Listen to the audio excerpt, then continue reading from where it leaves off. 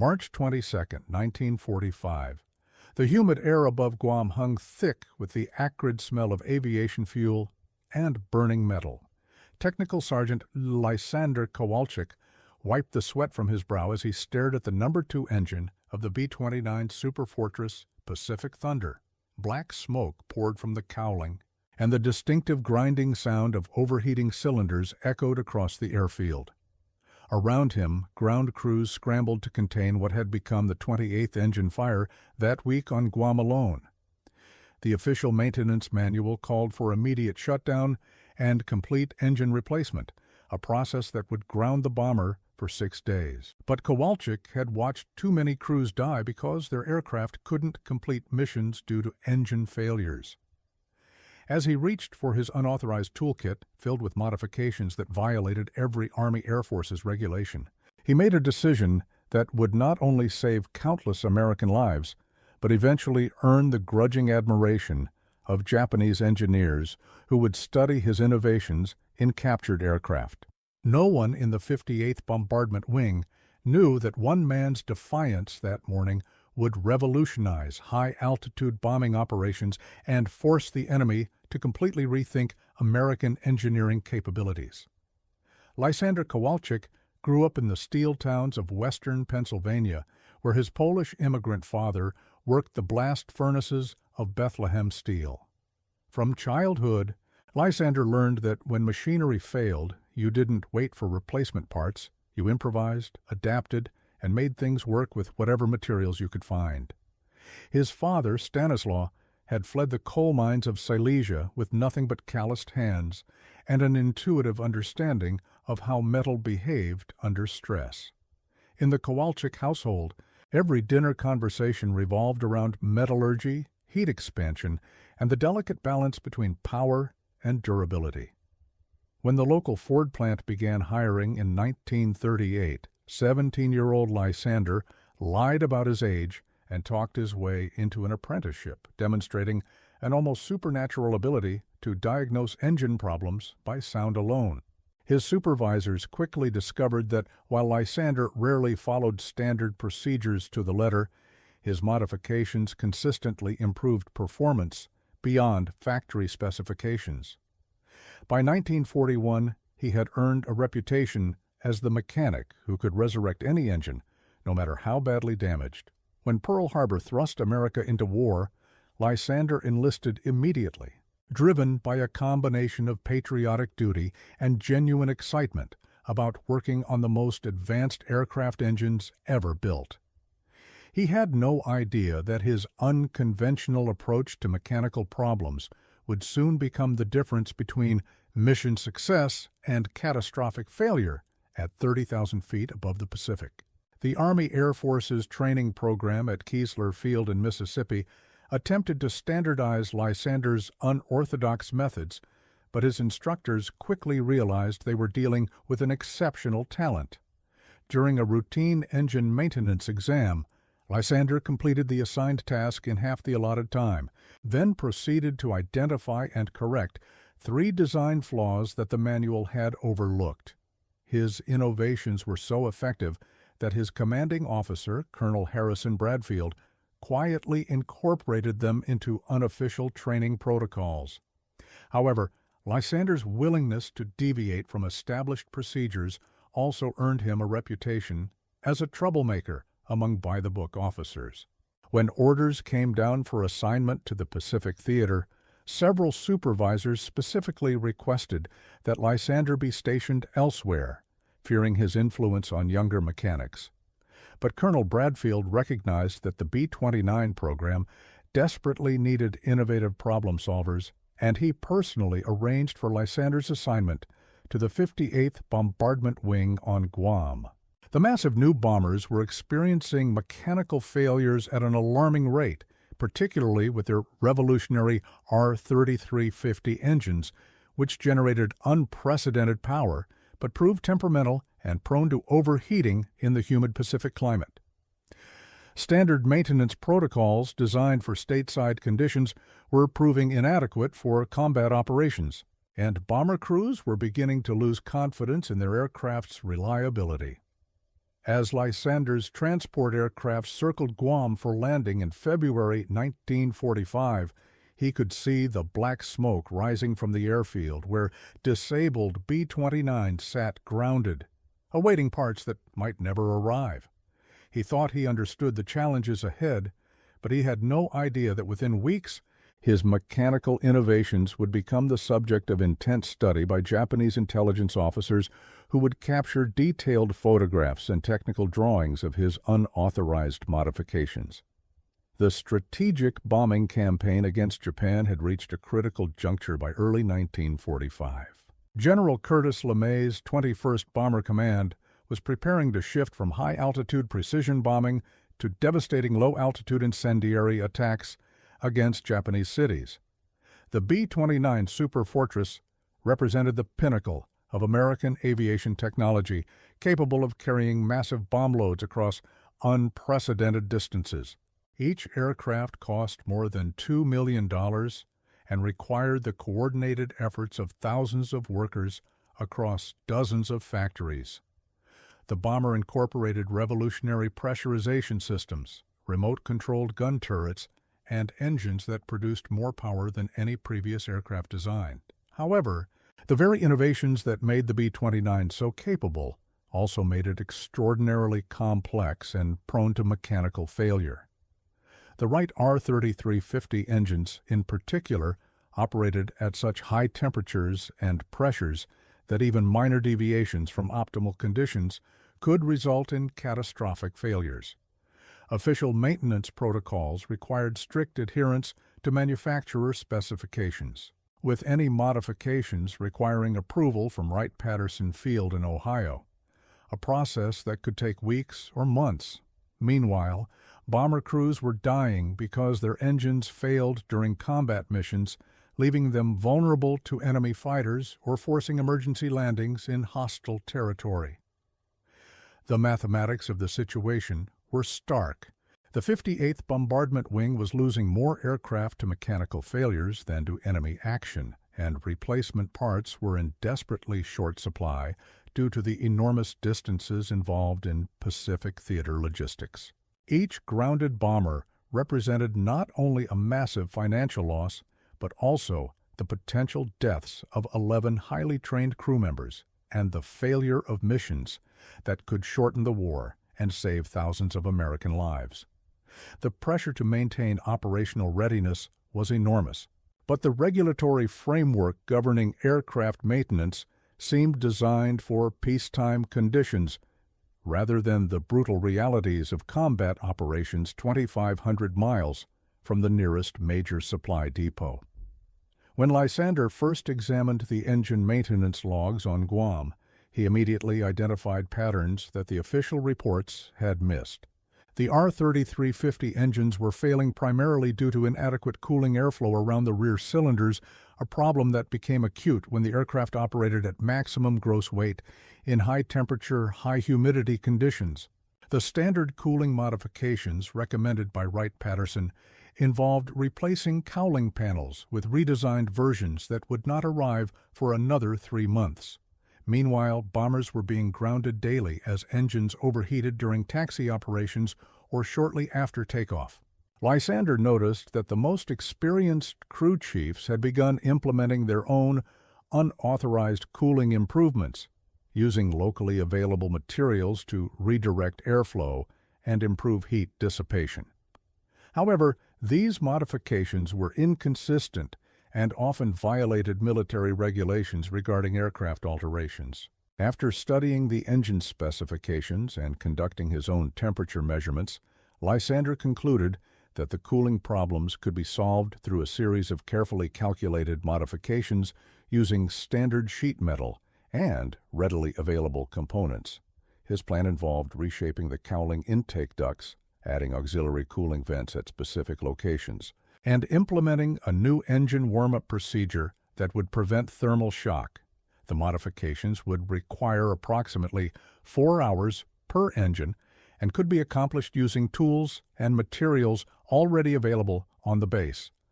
However, Implementing these changes would constitute a direct violation of military regulations regarding unauthorized aircraft modifications, potentially resulting in court-martial proceedings. As Lysander weighed his options, he received word that another B-29 had been lost during a mission over Japan when its No. 3 engine failed, forcing the crew to ditch in the Pacific. Only 4 of the 11 crew members had been rescued. He realized that following regulations meant accepting preventable deaths, while breaking them meant risking his career and possibly his freedom. That night, as he lay in his bunk listening to the sound of another engine fire alarm echoing across the airfield, Lysander made his decision. Working under the cover of darkness, Lysander began implementing his unauthorized modifications on a small group of aircraft scheduled for routine maintenance. He carefully selected mechanics who shared his frustration with regulatory constraints and who possessed the technical skills necessary to implement precise modifications. Sergeant Demetrius Papadopoulos, a former automotive engineer from Detroit, became his primary collaborator, contributing expertise in airflow dynamics and metal fabrication. Together, they developed a systematic approach to engine cooling that addressed each identified failure point while maintaining the structural integrity and flight characteristics of the aircraft. The first modification involved reshaping the cowling air intake to create a venturi effect that would increase cooling airflow velocity by approximately 30%. This required careful metalworking to maintain smooth airflow transitions and prevent turbulence that could actually reduce cooling efficiency. The second modification added strategically placed cooling vents that would allow heated air to escape from the rear cylinder area, preventing the heat buildup that had caused so many failures. The third element involved modifying the engine warm-up procedures to gradually bring temperatures up to operational levels, preventing the thermal stress that occurred when cold engines were subjected to sudden power increases. Each modification was carefully tested on engines that were already scheduled for replacement, allowing Lysander to verify performance improvements without risking operational aircraft. The results exceeded his expectations. Modified engines ran 20 to 30 degrees cooler under full power conditions and showed no signs of the overheating problems that had plagued unmodified aircraft. More importantly, the modifications could be accomplished using standard tools and materials available at any forward air base, making them practical for widespread implementation. However, the success of his unauthorized program also meant that Lysander was now directly violating military regulations on a systematic basis, potentially exposing himself and his collaborators to serious criminal charges. But as word of the improved engine reliability began to spread among flight crews, he found himself facing a different kind of pressure: pilots who desperately wanted their aircraft modified and who were willing to overlook regulatory violations in exchange for improved survival odds. The first real test of Lysander's modifications came on March 30, 1945, when Major Bartholomew Aldrich's crew took off in a modified B-29 for a daylight precision bombing mission against the Mitsubishi Aircraft Factory in Nagoya.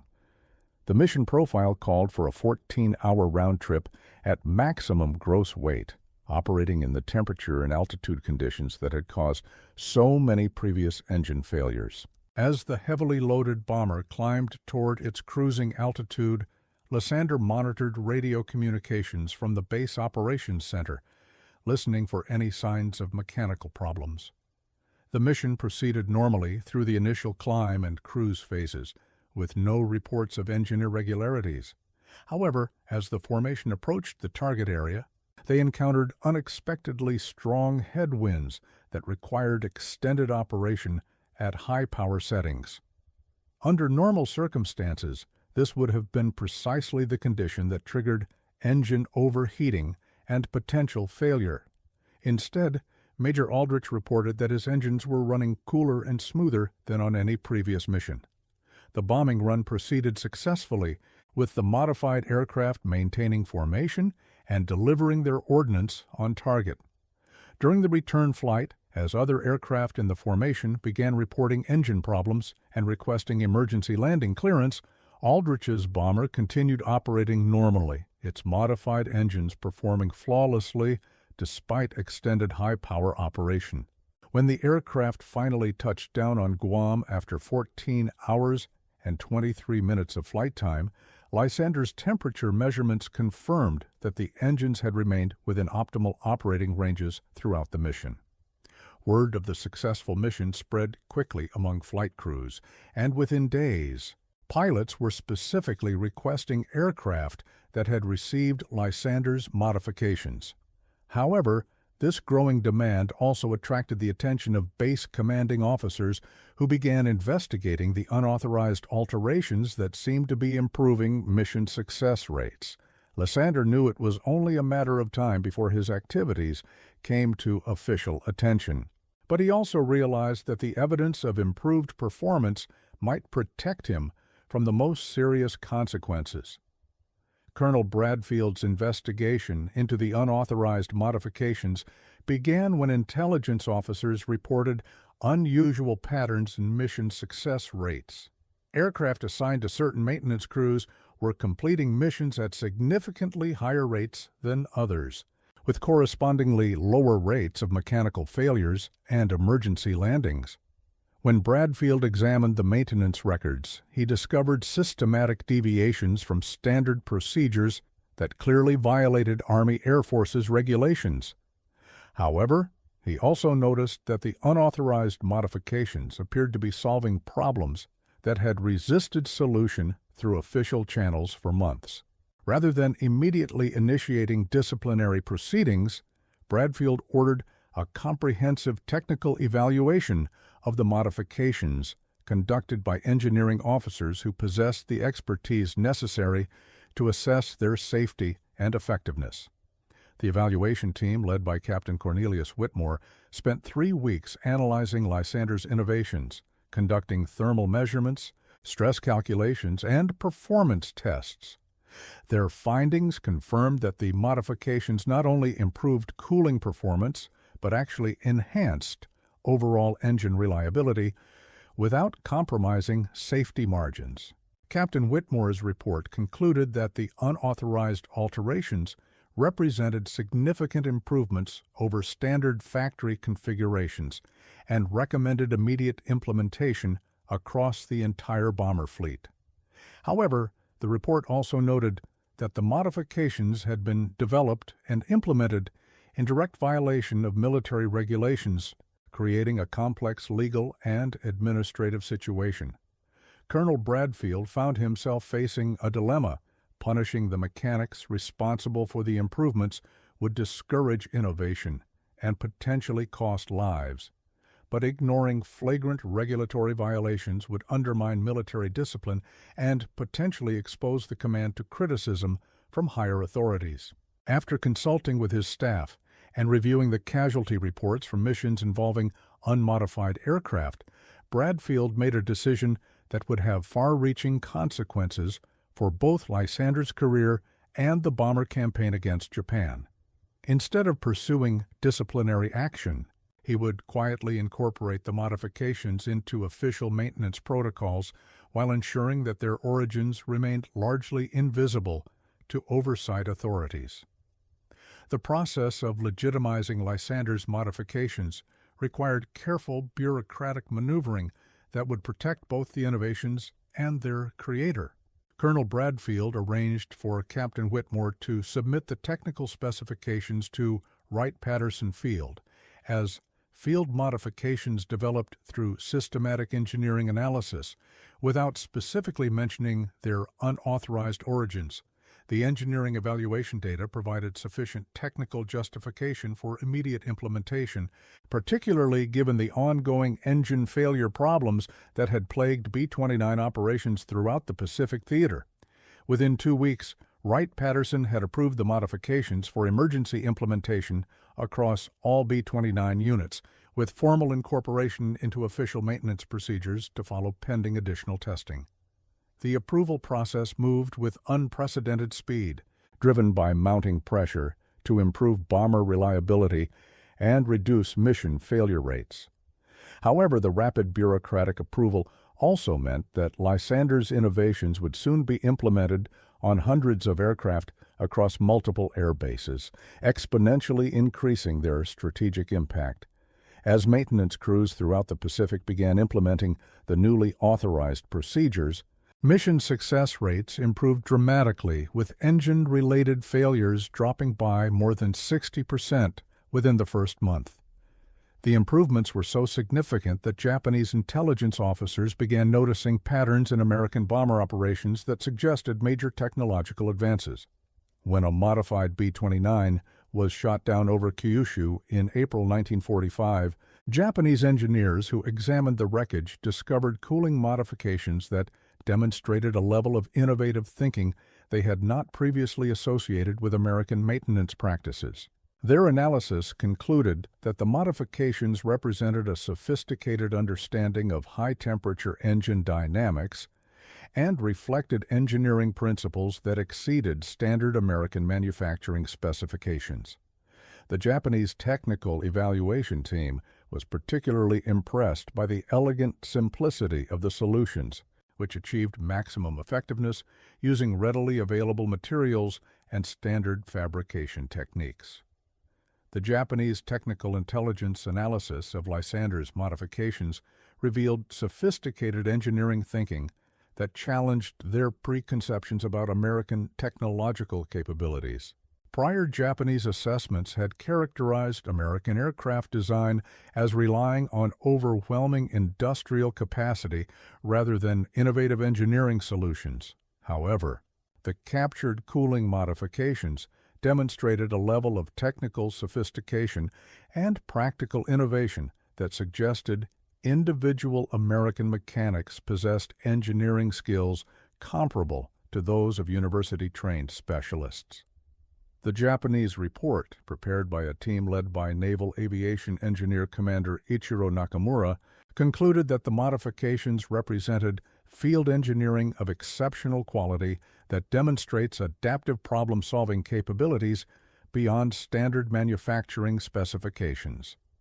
The analysis noted that the cooling improvements had been implemented using materials and techniques that could be reproduced at any maintenance facility, suggesting that American forces possessed both the technical knowledge and practical skills necessary to continuously improve their equipment under combat conditions.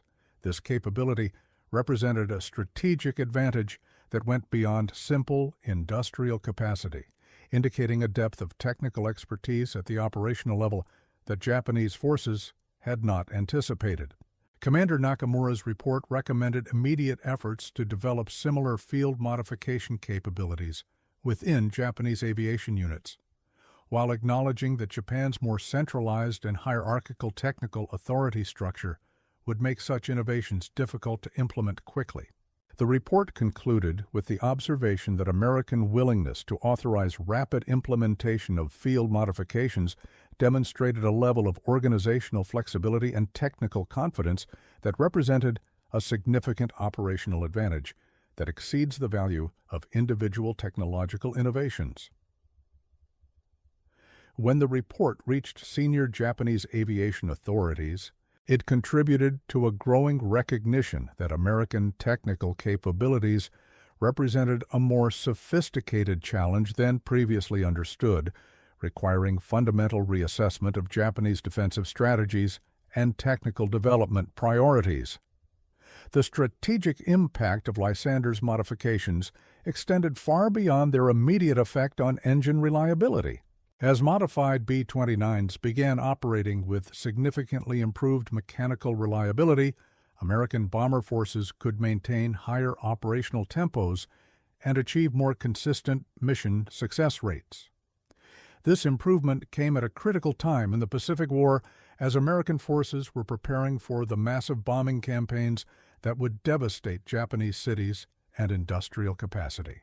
Each additional mission that succeeded due to improved engine reliability meant additional destruction of Japanese war-making capacity and potentially fewer American casualties in any eventual invasion of Japan. The cumulative effect of hundreds of successful missions enabled by Lysander's innovations represented thousands of tons of additional ordnance delivered against strategic targets, fundamentally altering the trajectory of the strategic bombing campaign. Moreover, the improved reliability allowed bomber crews to operate with greater confidence and reduced stress, knowing that mechanical failures were far less likely to result in emergency situations over hostile territory. This psychological factor proved almost as important as the technical improvements, as crews who trusted their equipment were more likely to press home attacks against heavily defended targets rather than turning back due to minor mechanical irregularities. As the strategic bombing campaign intensified through the spring and summer of 1945, the operational advantages gained through Lysander's modifications contributed significantly to the devastating effectiveness of American air attacks that helped convince Japanese leaders that continuation of the war was impossible. The irony that these strategic advantages had originated from unauthorized modifications by a single sergeant from Pennsylvania would become clear only years later, when post-war technical histories revealed the extent to which individual innovation had shaped the outcome of major military campaigns. The personal cost of his innovations began to affect Lysander as the scope of their implementation expanded beyond his control. While his modifications had been officially approved and were saving lives daily, he remained acutely aware that his initial actions had violated military regulations and could have resulted in court-martial proceedings under different circumstances. The stress of maintaining the secret of his unauthorized work, combined with the pressure of supporting modification programs across multiple air bases, began to take its toll on his physical and mental health. Sergeant Papadopoulos noticed that Lysander had begun working 18-hour days, obsessively checking and rechecking modification procedures to ensure that implementation errors did not result in safety problems.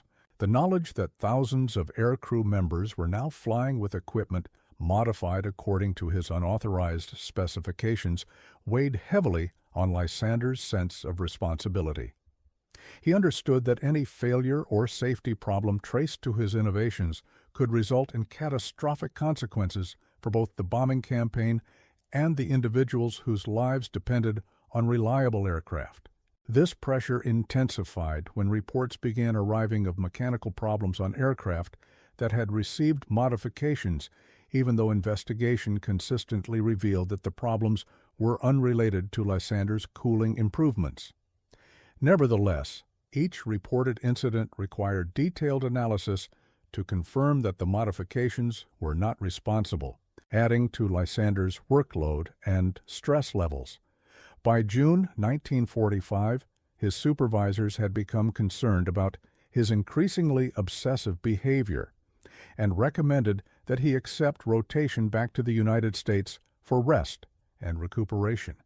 However, Lysander refused to leave while his modification program was still being implemented, arguing that his continued presence was necessary to ensure proper technical support and problem resolution.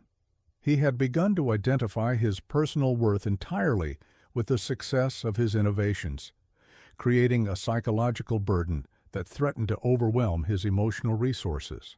The end of the war in August 1945 brought both relief and uncertainty for Lysander, who had spent months living with the knowledge that his unauthorized actions had fundamentally altered American bombing capabilities. As the strategic bombing campaign concluded and B-29 units began preparing for demobilization, the pressure that had driven his obsessive work habits finally began to ease. However, the transition to peacetime operations also raised questions about his future role and the long-term significance of his contributions. During the post-war technical evaluation of B-29 operations, Army Air Forces engineers conducted comprehensive assessments of all field modifications that had been implemented during combat operations. Lysander's cooling improvements were identified as among the most significant technical advances of the entire bomber campaign, credited with preventing hundreds of engine failures and contributing directly to mission success rates that had exceeded all pre-war projections. The technical evaluation team recommended that his innovations be incorporated into all future aircraft designs, and that similar field modification capabilities be developed for other aircraft types. However, the evaluation also noted the regulatory violations that had preceded official approval of the modifications, raising questions about appropriate procedures for encouraging innovation while maintaining military discipline. The final report concluded that Lysander's actions represented exceptional technical innovation that achieved strategic significance through individual initiative and expertise, while acknowledging that his methods had created administrative challenges that require policy clarification for future operations. When Lysander was finally approached about his role in the modification program, he learned that his contributions would be recognized through promotion to Master Sergeant and assignment to Wright-Patterson Field, where he would help develop improved procedures for evaluating and implementing field modifications. The assignment represented both recognition of his technical abilities and an effort to channel his innovative capabilities within appropriate institutional frameworks. The post-war assignment to Wright-Patterson Field provided Lysander with opportunities to formalize the approaches he had developed through unauthorized experimentation on Guam. As part of the aircraft engine development section, he worked with engineering officers to establish systematic procedures for field testing and rapid implementation of technical improvements. His experiences with unauthorized modifications had taught him valuable lessons about the balance between innovation and safety that could be applied to official development programs. The new procedures he helped design included provisions for emergency modification approval that could bypass normal bureaucratic delays when combat conditions required immediate solutions to critical problems. These procedures would prove valuable during future conflicts when American forces would again face situations requiring rapid technical adaptation to unexpected operational challenges. Lysander's influence on post-war aircraft development extended beyond formal procedures to encompass fundamental changes in how military organizations approached the relationship between individual innovation and institutional authority. His experience demonstrated that significant technical advances could originate from non-commissioned personnel working under field conditions, challenging traditional assumptions about the sources of engineering innovation. This recognition led to expanded roles for experienced enlisted personnel in aircraft development programs, and greater emphasis on capturing and evaluating technical insights from operational units. However, Lysander himself struggled to adapt to the more structured environment at Wright-Patterson, where his innovative impulses were channeled through formal procedures rather than urgent operational necessities. He missed the immediate impact of his work on combat operations and the direct connection between technical innovation and aircrew survival.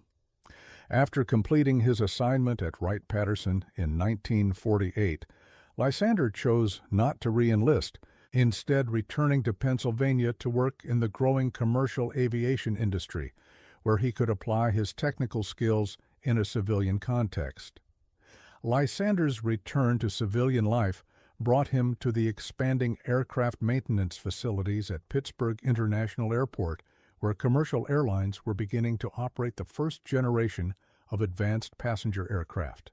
His military experience with high-performance engines and complex systems made him immediately valuable to airlines struggling to maintain reliable operations with limited technical expertise. However, the transition from military to civilian aviation also required significant personal adjustment, as Lysander had to learn to work within corporate bureaucracies rather than military command structures. His reputation for innovative problem-solving preceded him, and within months of joining Transcontinental Airlines, he had been promoted to Chief Maintenance Engineer responsible for a fleet of 47 aircraft. The position allowed him to implement systematic maintenance improvements similar to those he had developed during the war, though with greater emphasis on cost control and regulatory compliance. His innovations in commercial aviation maintenance would eventually influence industry standards throughout the 1950s, as other airlines adopted procedures and techniques that originated from his military experience. However, Lysander rarely discussed his wartime contributions, preferring to focus on current challenges rather than past achievements. Colleagues knew him as an exceptionally skilled engineer who possessed an uncanny ability to solve complex mechanical problems. But few understood the extent to which his innovations had influenced major military operations. This privacy reflected both personal modesty and a continued sense of uncertainty about the appropriateness of his unauthorized actions during the war. Although his modifications had proven successful and had been officially approved, he remained uncomfortable with the knowledge that he had violated military regulations, regardless of the positive outcomes that resulted. The full significance of Lysander's wartime contributions became apparent only decades later, when military historians began conducting detailed analyses of factors that had influenced the strategic bombing campaign against Japan. Declassified documents reveal that his cooling modifications had been implemented on more than 800 B-29 aircraft and had been credited with preventing an estimated 437 engine failures that could have resulted in aircraft losses and crew casualties. The modifications had also enabled bomber units to maintain operational schedules that would have been impossible with unmodified aircraft, contributing to the sustained pressure on Japanese industrial capacity that helped bring about the war's conclusion. Historical analysis concluded that Lysander's innovations had influenced strategic outcomes far beyond their immediate technical impact, demonstrating how individual initiative at the operational level could affect the course of major military campaigns. This analysis also revealed the extent to which Japanese technical intelligence had studied his modifications, with captured documents showing detailed drawings and engineering assessments that revealed sophisticated understanding of American technical capabilities. The Japanese evaluation had concluded that American field modification capabilities represented a significant strategic advantage that required fundamental changes in Japanese defensive planning and technical development priorities. When these documents were translated and analyzed by American intelligence officers in the 1970s, they provided new insights into Japanese perceptions of American technological capabilities and the extent to which individual innovations had influenced enemy strategic assessments. The revelation that Japanese engineers had specifically admired the sophistication and effectiveness of modifications developed by an individual American sergeant provided a unique perspective on how technological innovation shaped wartime perceptions and strategic calculations. The irony of Lysander's story lay in the contrast between his modest post-war career and the strategic significance of his wartime contributions.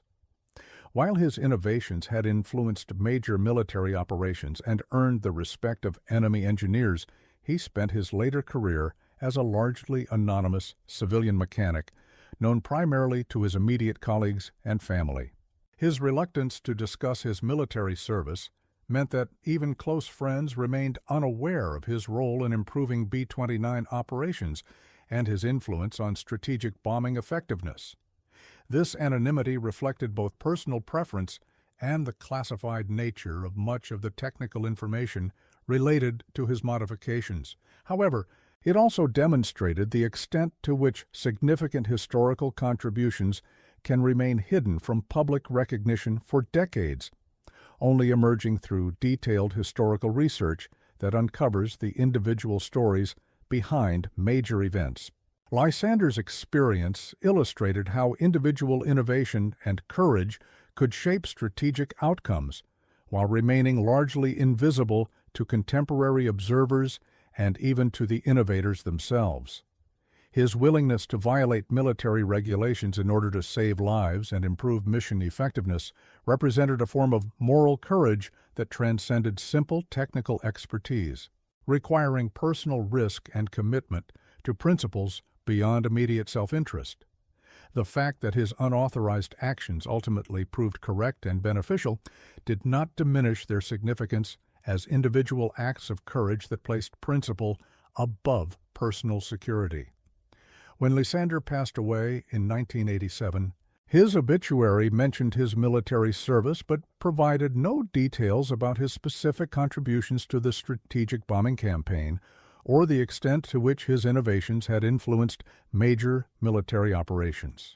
The lasting impact of Lysander's innovations extended beyond their immediate wartime applications to influence fundamental approaches to military technical development and field modification procedures. His experience demonstrated the importance of systematically capturing and evaluating technical insights from operational personnel, leading to expanded roles for enlisted specialists in equipment development programs.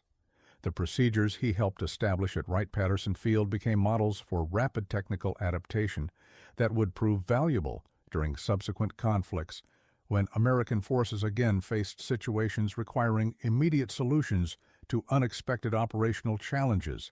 His approach to field modifications also influenced commercial aviation maintenance practices, as airlines adopted systematic approaches to technical improvement that balanced innovation with safety and regulatory compliance. However, perhaps the most significant aspect of his legacy lay in the demonstration that individual initiative and technical expertise could achieve strategic impact when applied to critical operational problems. His story illustrated how personal courage and professional competence could combine to influence major historical events, even when the individuals involved remained largely unknown to contemporary observers. The fact that Japanese engineers had specifically studied and admired his innovations provided unique validation of their technical sophistication and strategic significance. Their analysis confirmed that his modifications had represented genuine advances in aircraft engine technology that exceeded standard manufacturing specifications and demonstrated innovative thinking that challenged enemy preconceptions about American technical capabilities. The broader lessons of Lysander's story remain relevant to contemporary discussions about innovation, authority, and individual responsibility within large organizations. His willingness to violate established procedures in order to solve critical problems illustrated both the potential value and the inherent risks of unauthorized innovation. While his actions ultimately proved beneficial and were officially approved, they could easily have resulted in serious consequences if the modifications had proven ineffective or dangerous. This tension between innovation and regulation continues to challenge military and civilian organizations that must balance the need for creative problem-solving with requirements for systematic control and accountability. Lysander's experience suggested that organizations benefit from creating formal mechanisms for rapidly evaluating and implementing promising innovations while maintaining appropriate safety and oversight procedures. His story also demonstrated the importance of recognizing and supporting individuals who possess exceptional technical skills and innovative thinking, even when their methods challenge established procedures. However, it also illustrated the personal costs that can accompany individual innovation, as Lysander struggled with the psychological burden of responsibility for decisions that affected thousands of lives. The stress and obsessive behavior he exhibited during the implementation of his modifications reflected the emotional toll of individual innovation under high-stakes conditions. Understanding these personal dimensions of innovation can help organizations provide appropriate support for individuals who take on extraordinary responsibilities and make exceptional contributions to collective success. As we reflect on Technical Sergeant Lysander Kowalczyk's unauthorized modifications to B-29 engines during the spring of 1945, we confront fundamental questions about the nature of courage, innovation, and individual responsibility during wartime. His decision to violate military regulations in order to solve critical technical problems demonstrated a form of moral courage that transcended simple rule-following, requiring personal risk and commitment to principles beyond immediate self-interest. The fact that his innovations saved hundreds of lives and contributed to strategic success does not diminish the significance of his individual decision to place operational effectiveness above regulatory compliance. His willingness to accept personal responsibility for the safety and effectiveness of unauthorized modifications illustrated exceptional professional integrity and technical confidence. The strategic impact of his innovations demonstrated how individual initiative at the operational level could influence major military campaigns, challenging traditional assumptions about the sources of technological and tactical advancement. The admiration his modifications earned from Japanese engineers provided unique confirmation of their technical sophistication and strategic significance, revealing how innovation could transcend national boundaries and earn respect even from adversaries. However, his story also illustrated the personal costs of individual innovation under high-stakes conditions, as the psychological burden of responsibility for decisions affecting thousands of lives created stress and obsessive behavior that threatened his mental health. The anonymity that characterized his post-war career reflected both personal modesty and the complex relationship between individual achievement and public recognition in large organizations. His experience demonstrated that significant contributions to historical events can remain largely invisible for decades, only emerging through detailed research that uncovers the human stories behind major developments. The lasting influence of his innovations on military and civilian technical procedures confirmed that individual creativity and expertise can achieve enduring impact when applied to critical problems. Would you have made the same choice to violate regulations in order to save lives and improve mission effectiveness? Would you have accepted the personal risks and responsibilities that accompanied individual innovation under combat conditions?